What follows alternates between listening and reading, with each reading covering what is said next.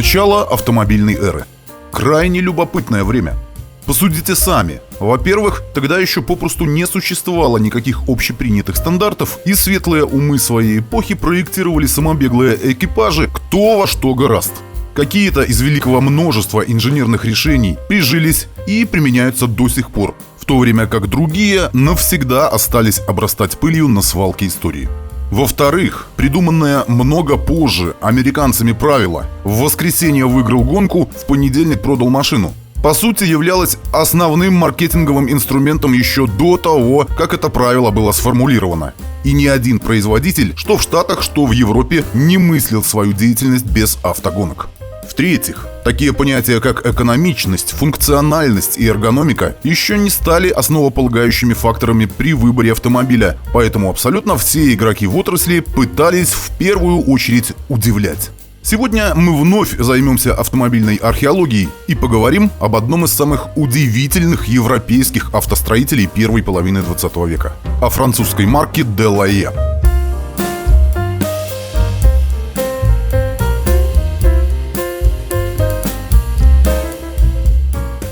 Талантливый инженер Эмиль Delahaye начал экспериментировать с самодвижущимися экипажами с ременным приводом и одно- или двухцилиндровыми двигателями внутреннего сгорания в 1894 году, будучи управляющим машиностроительного завода в городе Тур, что во Франции.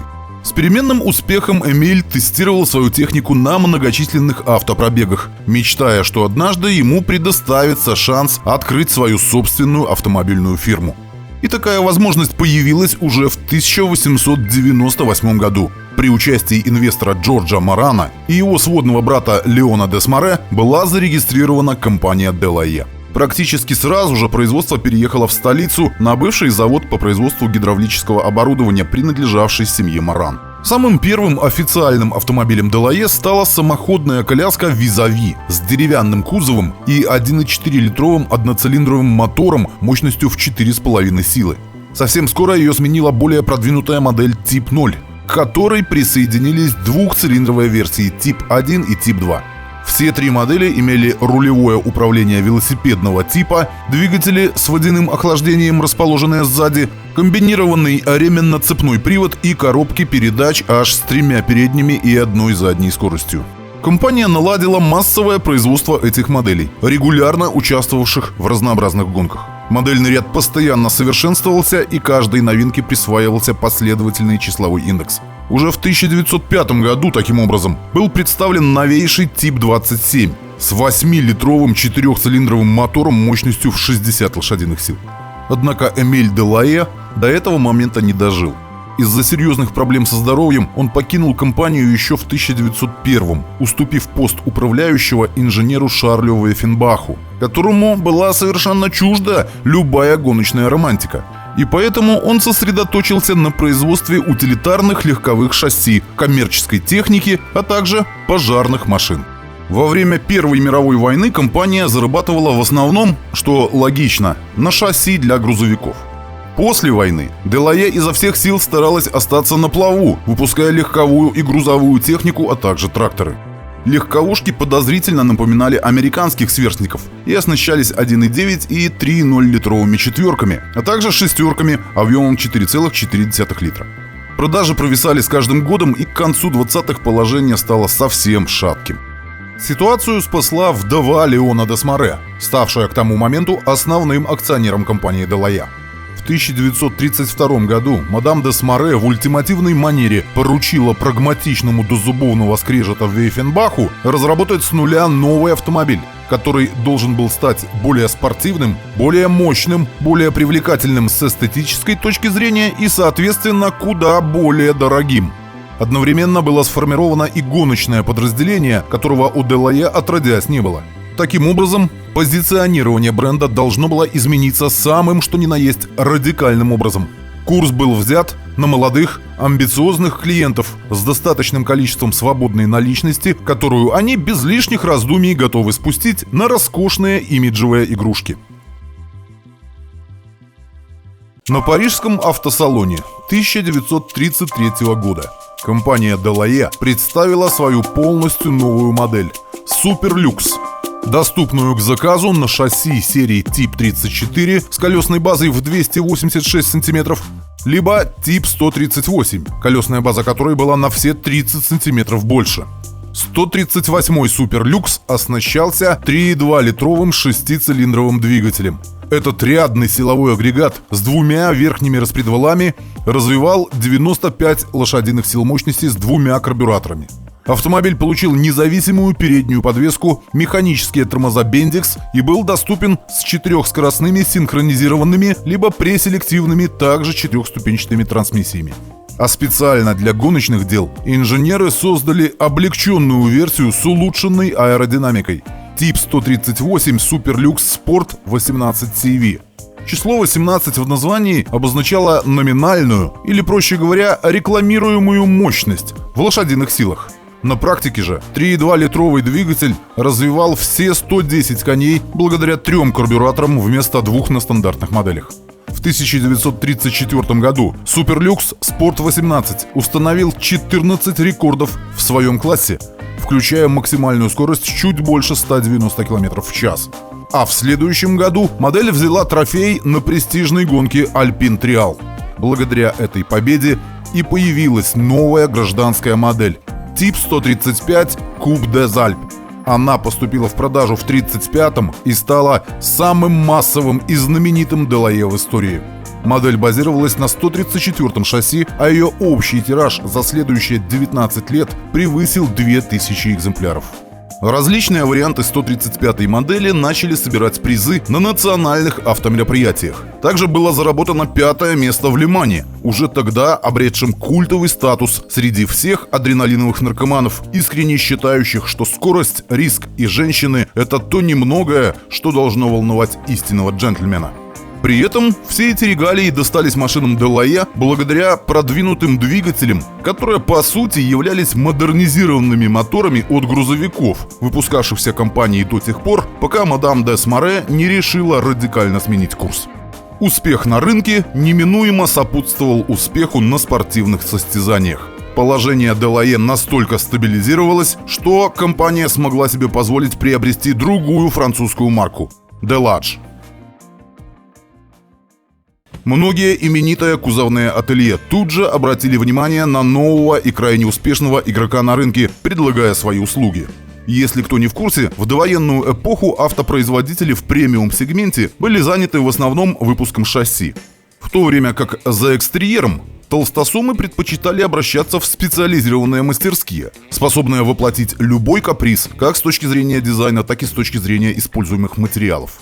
Шасси 135-й модели Делае стало излюбленной площадкой для дизайнерских экспериментов фактически для всех наиболее знаменитых французских кузовных ателье того времени, включая фирмы Жака Савчика, Анри Шапрона и, разумеется, ателье Фигони и Фалаши. Именно оно создавало наиболее эксклюзивные, выразительные, можно сказать, где-то даже слишком вычурные, но при этом невероятно элегантные кузова для 135-х Делае в стилистике Streamline. Причем это сотрудничество продолжалось не только в довоенный, но и в послевоенный период. В 1936-м Делае выставила 4 160-сильных моделей Тип 135 на гонке Ulster Tourist Trophy, где один из них смог занять 2-е место, уступив лишь Бугатти. А уже несколькими месяцами позже пилоты Делае взяли 4 места, со 2 по 5 на 24-часовом марафоне в Бельгии, пропустив вперед лишь Альфа-Ромео.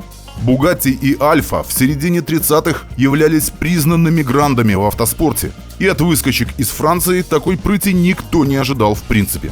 В следующем году команде Делае досталась победа на ралли Монте-Карло, а в 1938-м марка, наконец, взяла 1-е место в Лимане. Всего 5 лет понадобилось талантливым управленцам и инженерам из Парижа, чтобы спасти загибающегося производителя грузовиков от банкротства и привести его к победе на главном автоспортивном событии своего времени. Вместе с тем, во второй половине 30-х доминировать на многих европейских гонках стали небезызвестные серебряные стрелы Гитлера. Невероятно мощные и быстрые машины производства Auto Union и Mercedes-Benz, в создание и продвижение которых Третий Рейх вкладывал колоссальные средства. Серебряные стрелы вместе с талантливым и успешным немецким гонщиком Рудольфом Карачиолой стали одним из важнейших инструментов нацистской пропаганды, распространявшей идеи тотального доминирования арийской расы не только в самой Германии, но и по всей Европе. В противовес этому в 1937 году во Франции была организована гонка Гран-при ду Миллион, главным призом в которой был 1 миллион французских франков. Огромнейшие деньги по тем временам. Победителем в этой гонке протяженностью в 200 километров стал француз Рене Дрейфус, приведший к победе модель Делае Тип 145. Она оснащалась новейшим 4,5-литровым 12-цилиндровым V-образным двигателем мощностью в 225 лошадиных сил. Тем не менее, все прекрасно понимали, что ни о какой победе над немцами не может быть и речи, пока Рене Дрейфус и Рудольф Карачиола не встретятся лицом к лицу. И это случилось ровно через год, в апреле 1938 года, на французской гонке Гран-при де По, на которую Дрейфус вывел тот же самый 225-сильный Тип 145, который уже успел получить прозвище Делае на миллион. А Карачиола получил в распоряжение самую новейшую серебряную стрелу – Mercedes-Benz V154 с 3-литровым V12 мощностью в 483 лошадиных силы. Победителем в этой гонке стал Дрейфус, сумевший обойти Карачиолу на 2 минуты. Еще один Делае Тип 145, принявший участие в заезде, занял 3-е место. Обладая вдвое меньшей мощностью, Делае 145 был куда менее прожорливым, чем серебряная стрела, и это стало ключевым фактором для победы в гонке на выносливость протяженностью в 2760 километров. Рене Дрейфус тут же превратился в национального французского героя, слава которого моментально затмила все достижения Рудольфа Карачиолы и его, скажем так, спонсоров. Тем не менее, победа Франции над Германией на гоночном поприще никак не могла предотвратить грядущую трагедию. В марте 1940 года Франция была оккупирована нацистскими войсками, и производство автомобилей Делае было полностью остановлено.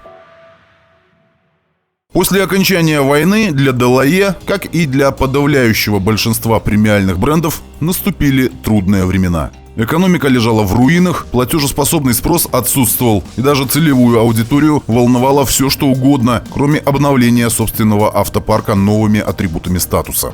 В соответствии с 5-летней программой генерала Понса был введен непомерный налог на предметы роскоши, под который попадали и легковые транспортные средства с объемом двигателя более 2 литров. Единственным способом выжить для производителей товаров не для всех оставался экспорт. Именно поэтому почти 90% всей продукции Делае отправлялась во французские колонии в Азии и Африке. И тем не менее, в 1948 году сборочная цеха покинула всего лишь 573 автомобиля. Для сравнения, лидер рынка Citroën в том году выпустил 34 тысячи своих машин. Компания Делае вновь оказалась на грани разорения. Над послевоенным обликом модельного ряда поработал дизайнер Филипп Шарбоно. Однако старые наработки уже не удовлетворяли реалиям конца 40-х, а выпущенные со скрипом модели с индексами 175, 178 и 180 вышли настолько сырыми, что из-за проблем с подвеской компании пришлось даже выкупать обратно часть автомобилей, лишь бы избежать сплетен, которые бы гарантированно добили и так хромающий на обе ноги спрос. Различные кузовные ателье продолжали предлагать шикарнейшие эксклюзивные кузова для шасси Делае всех типов. Чего стоит один лишь совершенно удивительный Родстер Тип 175, построенный ателье Жака Савчика для британской актрисы Дианы Дорс. В 1949 году она заплатила за эту машину огромнейшую для своего времени сумму – 6 тысяч фунтов или что-то около 240 тысяч долларов в современных ценах. В 2010-м этот сияющий хромом стримлайнер ушел с молотка за 3 миллиона баксов. И это без учета аукционной комиссии. Но в середине прошлого века даже выдающиеся кузовщики уже не могли исправить удручающее финансовое положение Делае. Ведь подавляющее большинство из них и сами едва-едва держались на плаву. В 1949 году компания представила однотонный грузовик Тип 171, к которому вскоре присоединилась универсальная версия, способная принять на борт до 9 человек. Эти машины пользовались некоторым спросом, в том числе в Бразилии и Африке. Однако все это было уже бесконечно далеко от приправленного гоночной перчинкой шика из второй половины 30-х.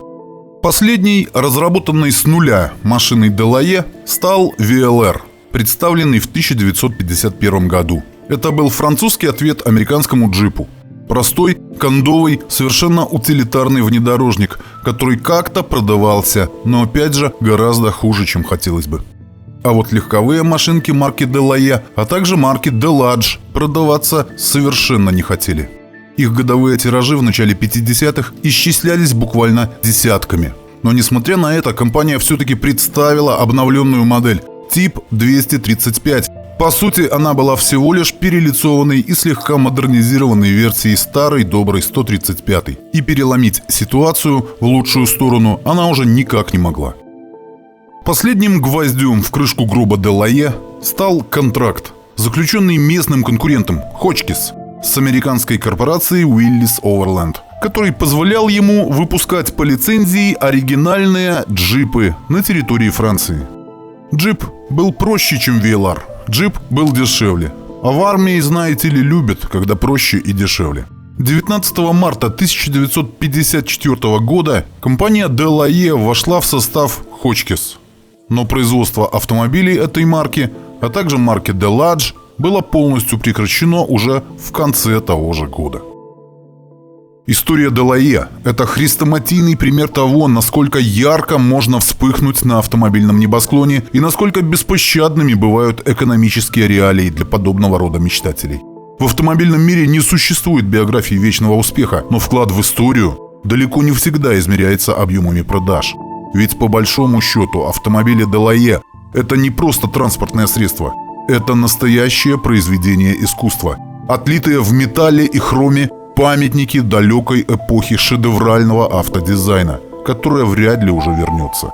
Именно поэтому на современном коллекционном рынке цены на многие Делае измеряются сотнями тысяч и даже миллионами долларов.